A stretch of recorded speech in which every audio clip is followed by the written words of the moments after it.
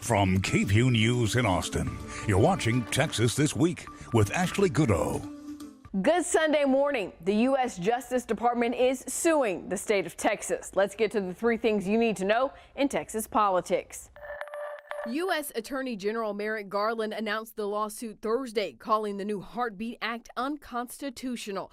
The law bans doctors from performing abortions once fetal cardiac activity is detected, which typically happens around 6 weeks. The law is enforced through civil lawsuits rather than criminal penalties, allowing almost anyone to sue a doctor or person who helps a woman get an abortion and be awarded $10,000. Garland says the new law turns citizens into bounty hunters.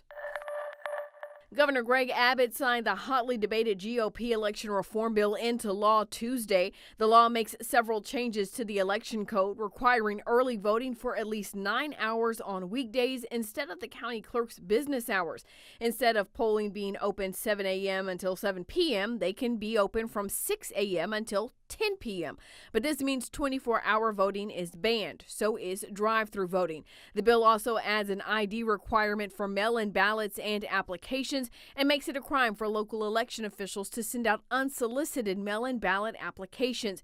It also allows partisan poll watchers free movement. The new law goes into effect in about 3 months. Texas lawmakers will return to the Capitol for the fourth time this year. Governor Abbott announced the third special session will convene at 10 a.m. Monday, September 20th. Remember, the governor sets the agenda for special sessions. Lawmakers can only pass bills he puts on the call. The big item and driving factor as to why there is a third special is redistricting. Lawmakers will draw new political maps based on the 2020 census data. They'll also decide how the state should spend nearly $16 billion in federal COVID relief dollars from the American Rescue Plan. The governor is also asking lawmakers to decide whether government entities can mandate COVID vaccines, and if so, what exemptions should apply. He's bringing back an item he vetoed, letting lawmakers make a few changes to the Safe Outdoor Dogs Act, which outlines treatment of dogs. And he put one of the lieutenant governor's priority bills on the call, legislation requiring public school students play on sports teams according to their biological sex at birth. Critics say that legislation unnecessarily targets transgender Texas children, but Lieutenant Governor Dan Patrick says it's about protecting girls. He joined me to talk about his stance on that and the upcoming session. There's another bill that you asked the governor to put on this next call, and that's a bill related to the transgender sports. You know, yes. The legislation passed the Senate more than once, as you pointed out. It's one of those bills that you passed, but it doesn't seem to really be the will of the House to pass that measure. So why keep pushing for that legislation? Look, it's just basic fairness. We're not trying to be against anyone and their lifestyle. That's their decision. But we also can't take away the rights of girls and women. And allowing boys to play girls' sports is just unfair. Boys can run faster, hit the ball longer if they're playing softball, hit three-point shots and rebound better. They can beat girls in track and field. As I said, they can run faster. They can beat them in wrestling. That's already happened in Texas because they're stronger. It's just not fair. I mean, I have boys and girls in my family, kids and grandchildren. Boys have an unfair advantage, and it's not right that girls might not get a spot on the team, not get a chance to play, not get a scholarship. It's just not right, and that's the reason that bill is important to me. It's the right thing to do for girls and women. And by the way, not only does it have overwhelming support, 90% with Republicans, but it has overwhelming support with independents, 70% or more in our polls. And depending on the poll that you look at, actually 25 to 35 or 40% of Democrats support this. Fathers, mothers, they know it's just not right for boys to take their girls' spot on a team and take their opportunities away. Lawmakers have to redraw those political maps, the process called redistricting for folks who aren't familiar. But there are two senators who are part of a lawsuit that are challenging the third session with the argument that redistricting has to happen during a regular session, that's the language in the Constitution. What are your thoughts on that argument? You know, I never step in front of a judge and what decision they're going to make or on appeal. We think it's frivolous.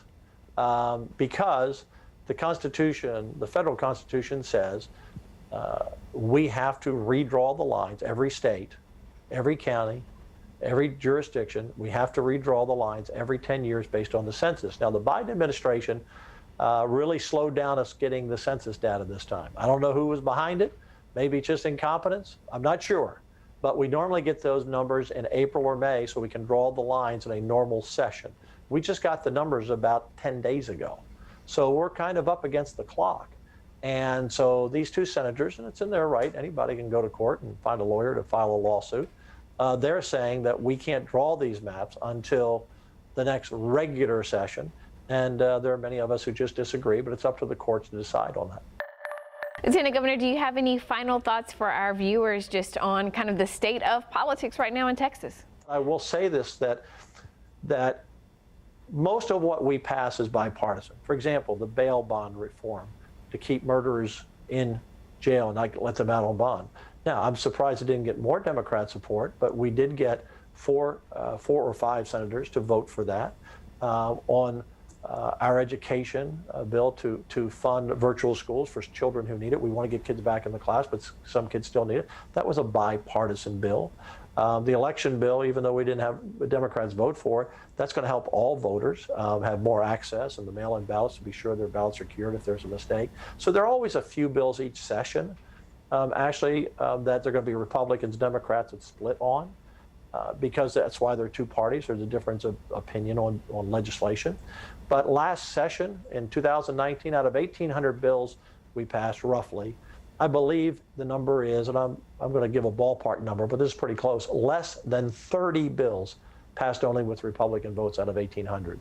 And my guess is when we total up the bills this session, and we've passed fewer bills this session for many reasons, mainly because we started because of COVID. We took a little slower and we didn't have as committee meetings and everyone just decided to slow the pace down. But my guess is we passed, between 1,300 and 1,500 bills. And again, I bet you not more than 25 passed with only Republican votes. So in Texas, despite the Democrats walking out and going to Washington, despite all the hubbub over, 2 or 3 bills that got a lot of attention, most of what we do is govern in Texas as two parties. And that is still a hallmark that I'm proud of in the Texas legislature. You can watch my full interview with the Lieutenant Governor on the KVUE YouTube channel. And now, the last word. I had no plans, not a single intention to offer commentary on Texas's new abortion law. During the newscast, you've seen me cover the bill, explain what it does, dig into its origins. We even talked about the impacts of the new law during Texas This Week last week. But then this week, Governor Greg Abbott was asked why force a rape or incest victim to carry a pregnancy to term. And he said this. It doesn't require that at all because obviously it provides at least 6 weeks for a person to be able to get an abortion. I'm still not going to talk about the law, but I am going to talk to you about time. Because unlike what the governor said, Texas women don't actually have a full 6 weeks to get an abortion under the Heartbeat Act, thanks to something I like to call gynecological time. I know sex education isn't exactly a priority here in Texas, so folk may not realize exactly how time is calculated during a pregnancy. So, as a woman who's had a baby and a journalist who researches everything, allow me to explain. At this point, you can just call me Mrs. Godot, your biology teacher. And parents, if you haven't explained this to your kids yet, you may want them to leave the room. All right, pull up that graphic, Director. Fetal cardiac activity is detectable on a sonogram between 5.5 and 6 weeks gestation. But for argument's sake, we're going to say 6 weeks, at which time you can no longer get an abortion in Texas. Now, the key word there is gestation. You may think you know when you got pregnant, but the actual date of implantation is a tricky thing. Sperm can live in the female body for 3 to 5 days, and an egg can chill inside of you for 24 hours before being fertilized. So in order to accurately calculate pregnancies, doctors time out your 40 weeks, starting with the one thing that is certain, the first day of your last period. So week 1, a woman is menstruating. The birds and the bees haven't even danced yet. Week 2, still no dancing. Then comes week 3.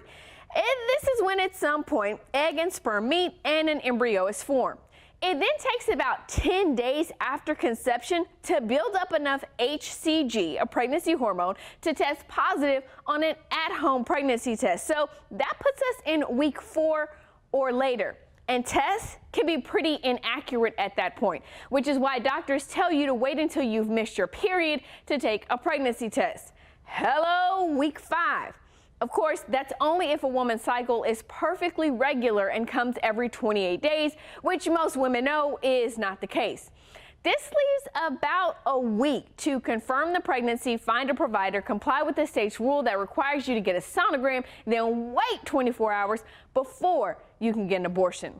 Now, because I am a journalist and not a doctor, I had all of these statements verified by a board-certified gynecologist from the great state of Texas. I'm not saying this to present a case for or against the Heartbeat Act. I'm just saying survivors of rape or incest don't get 6 weeks to make a decision. That's the last word. And this has been Texas This Week.